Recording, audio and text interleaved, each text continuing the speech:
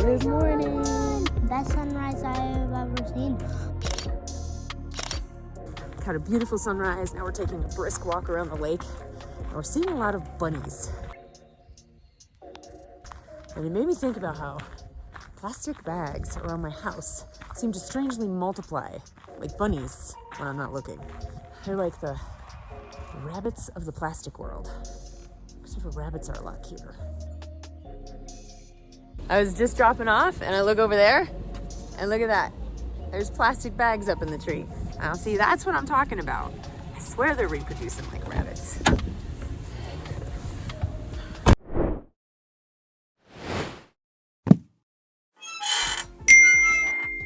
Hey there, I'm Mehgan Heaney-Grier, and this is the Imperfect Conservationist. In this episode, I'm going to give you a ridiculously easy and impactful solution that you may not have thought of before to help you kick plastic shopping bags for good. Even if you're like me and always forgetting your reusable bags in the car. And we start right now. Ah yes, the ever-present and always convenient plastic shopping bag. They are available literally everywhere. We've all used them and maybe have a pile of them jammed in somewhere down under the kitchen sink. That's where mine are. I don't even bring plastic bags home from the store. And there's no denying it. They really are at times very convenient, but this convenience comes at a high cost. With them being available everywhere, we consequently see them everywhere too. Plastic bags have an average working life of only about 12 minutes, so they're discarded pretty quickly. And once they're turned loose, they often end up out in the environment. They have been found at the top of the mountains, all the way down to the deepest parts of the ocean. But it's not just the fact that they're an eyesore. So what is the problem then? What is the big deal about using plastic shopping bags? And why do we care anyway? Well, as it turns out, they have quite the dark side. Every year worldwide, we use a whopping 5 trillion plastic shopping bags, which ends up being like 700 bags a year for every person on the planet. What? Right from the get-go, plastic bags are pretty toxic. They're made from petroleum-based products, and in the process of manufacturing and beyond, they release a bunch of toxic chemicals into the air and groundwater in our food. Ew! Like I mentioned, our plastic shopping bags are designed to be short-lived, and it's what happens after that use that really becomes the problem. One of the biggest issues with these bags is that they never go away. Like all plastic, there is nothing biodegradable happening here. It's a misnomer. Now, what does happen is when they're exposed to the sun and the weather over time, plastic will eventually break down. This process is called photodegradation, but it only breaks down into smaller and smaller pieces. So while it changes shape, the toxic, nasty bits that were there to begin with remain. It's still plastic. Then we end up with microplastics, which are just these pervasive little bits of plastic that eventually end up getting eaten by fish and other microorganisms, and ironically moving up the food chain, eventually getting back into us. It's pretty much like we're eating our own trash, which is gross. Now, plastic pollution is a huge issue, and these shopping bags make up a huge portion of the plastic that ends up in the environment and the ocean. Experts say that without big change on this, by the year 2050, the oceans will contain more plastic than fish. Holy shit. And even if you don't live by the ocean, because everything is so super connected, your plastic bags can make an appearance in the big blue too. In fact, 80% of ocean plastic comes from inland sources. Another issue is that before these plastic bags break down into the small microplastics, they do a bang-up job of messing with wildlife, killing over 100,000 birds and marine animals each year, and confusing the hell out of sea turtles. I mean, poor sea turtles. Have you ever noticed that? Turtles always seem to be on the wrong end of a straw or a plastic bag. Look at this though. I don't blame them. It looks exactly like one of their primary foods, which is the jellyfish. The long and short of it is plastic bags are not awesome. Now, looking at this big picture stuff can be very overwhelming, but it's important in addressing any issue to have a good understanding of what the problem is, why it is an issue, and why we care. From there, we can pivot, moving our focus from the problem to the solution, and figure out the important role we each play and what we can actually do about it. And this is where the Imperfect Conservationist comes in, finding easy, affordable, and impactful conservation action that we each can do as an individual to drive change. So it's likely we've all been stuck at one point or another trying to figure out what to do with this growing number of plastic bags we seem to accumulate around the house.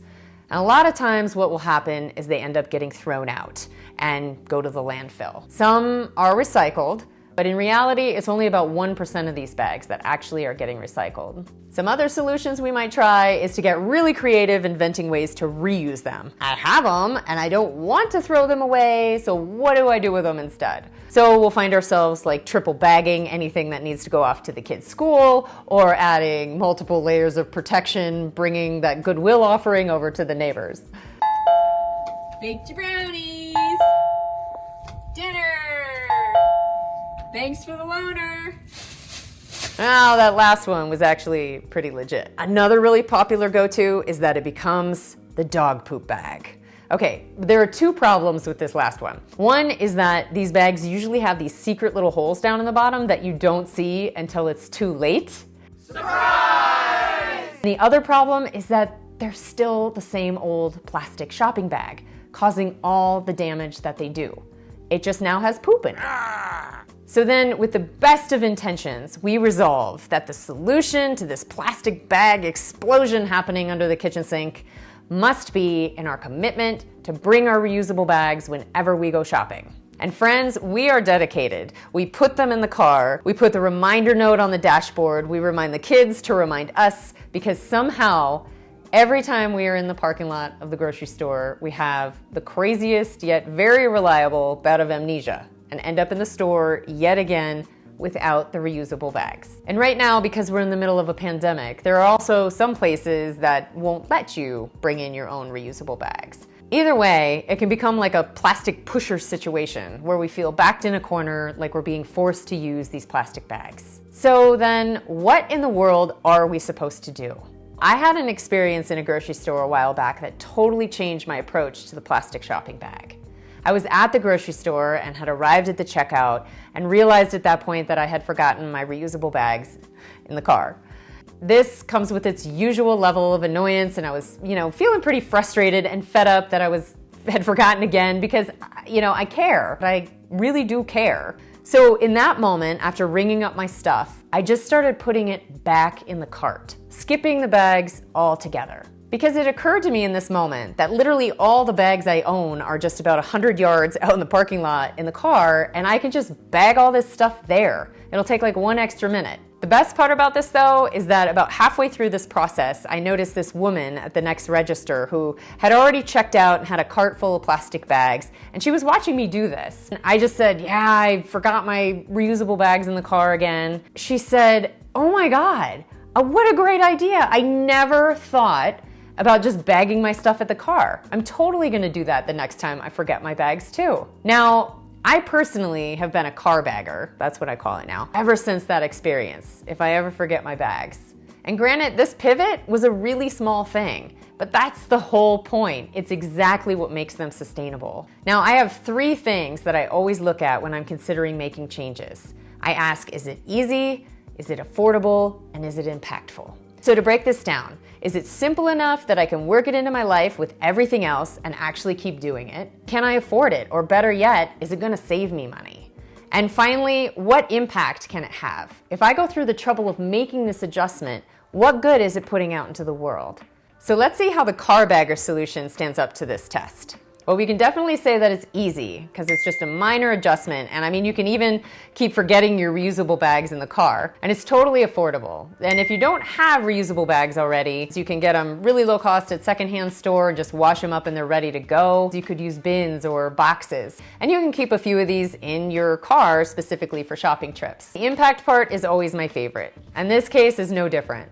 because this is where the good stuff can really take on a life of its own. Skipping the plastic bags at the store, being a car bagger, that might be a weird term, whatever, is a small action that can drive big change. First, it puts you in control of your impact.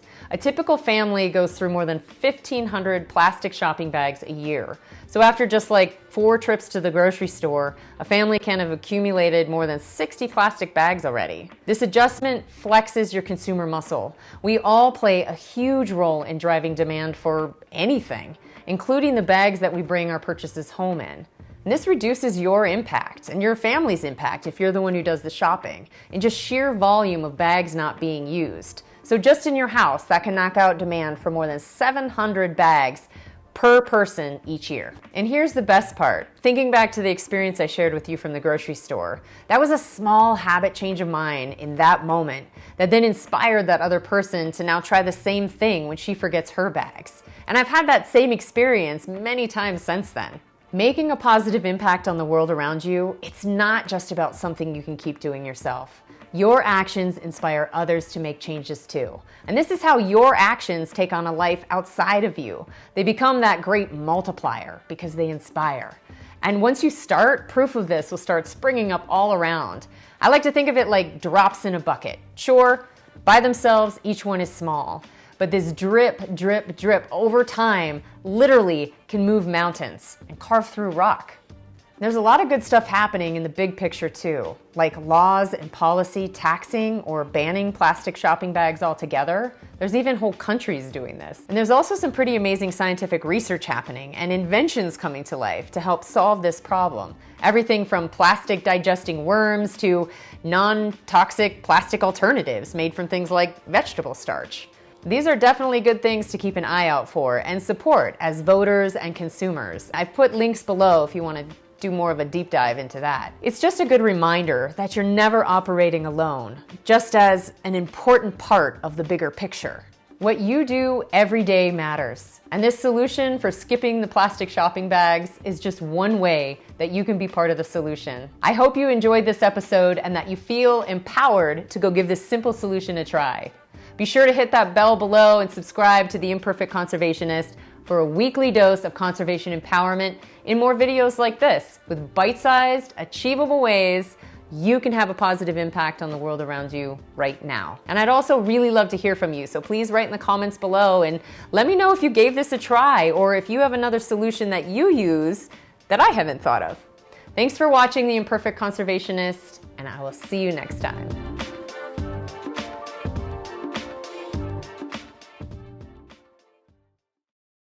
Best sunrise I have ever seen. Whoa, look at that beam of red light going up into that cloud, and then that smoke right there. Oh, wow. Isn't that cool? It's beautiful.